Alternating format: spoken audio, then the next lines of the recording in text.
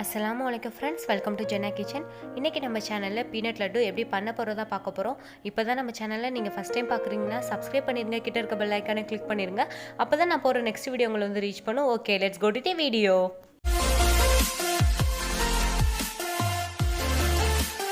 First நம்ம peanut laddu செய்கிறதுக்கு ஒரு கப் பீனட் எடுத்துக்கலாம். அதை நல்லா கடாயில் போட்டு வறுத்து எடுத்துடலாம். பிகாஸ் அப்போ தான் அதோட ஸ்கின்லாம் ரிமூவ் ஆகும். ஸோ அதுக்காண்டி தான் நம்ம வறுக்கிறோம்.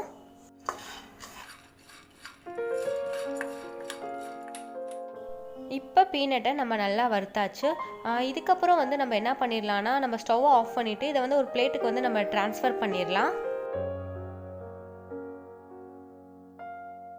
இப்போ நம்ம ஒரு பிளேட்டுக்கு ட்ரான்ஸ்ஃபர் பண்ணியாச்சு. இதுக்கப்புறம் பீனட்டோட ஸ்கின்னெல்லாம் நம்ம வந்து இந்த ஸ்டேஜில் நம்ம ரிமூவ் பண்ணிடலாம்.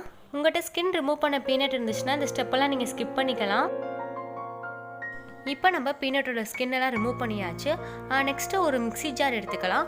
அதில் வந்து நம்ம ரிமூவ் பண்ண பீனட் இருக்குல்ல, அதை வந்து சேர்த்துக்கலாம். பீனட் சேர்த்ததுக்கப்புறம் ஒரு கப் நாட்டு சர்க்கரை சேர்த்துக்கலாம். ஒரு கப் பீனட்டுக்கு ஒரு கப் நாட்டு சர்க்கரை கரெக்டாக இருக்கும் மெஷர்மெண்ட். நெக்ஸ்ட்டு நம்ம பிளெண்ட் பண்ணிடலாம். இப்போ பிளெண்ட் பண்ணியாச்சு. இந்த கன்சிஸ்டன்சி இருக்கணும், அப்போ தான் நமக்கு லட்டு பிடிக்க கரெக்டாக இருக்கும். இதுக்கப்புறம் இதை நம்ம பிளேட் இல்லைனா பவுல் அதில் வந்து நம்ம ட்ரான்ஸ்ஃபர் பண்ணிக்கலாம். அப்போ தான் நம்மளுக்கு லட்டு பிடிக்க ஈஸியாக இருக்கும். ஸோ அதுக்காண்டி தான்.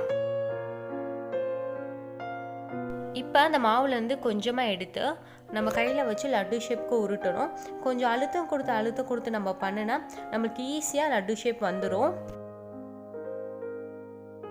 இப்போ நம்ம லட்டு ரெடி ஆயிடுச்சு. இந்த மாதிரி எல்லா மாவையும் நம்ம லட்டு பிடிச்சிடலாம். பீனட் லட்டு ரொம்ப ஈஸியாகவே பண்ணிடலாம். தென் பீனட் லட்டு ரொம்ப ஹெல்த்தி கூட. கண்டிப்பாக ட்ரை பண்ணி பாருங்கள். இந்த ரெசிபி உங்களுக்கு பிடிச்சிருந்தா கண்டிப்பாக கமெண்டில் சொல்லுங்கள். நம்ம சேனல் உங்களுக்கு பிடிச்சிருந்தா லைக் பண்ணுங்கள், ஷேர் பண்ணுங்கள், கமெண்ட் பண்ணுங்கள். மறக்காமல் ஜென்னா கிச்சனுக்கு சப்ஸ்கிரைப் பண்ணுங்கள். நெக்ஸ்ட் வீடியோவில் உங்களை பார்க்குற வரையும் அஸ்ஸலாமு அலைக்கும்.